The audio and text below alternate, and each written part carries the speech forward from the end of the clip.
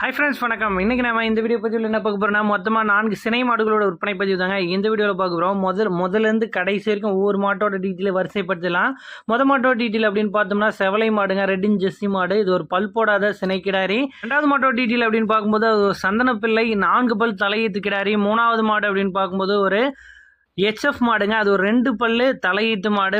நான்காவது மாடு அப்படின்னு பார்த்தோம்னா நல்லா பழைய வர்க்க ஜெர்சி டைப் மாடுங்க. 3வது ஈத்து மாடு, 9 மாதம் சினையாக இருக்குது. எல்லாமே ஒரு 14-15 லிட்டர் கறவையிலேயே அனைத்து மாடுகளுமே விற்பனைக்கு வந்துருங்க.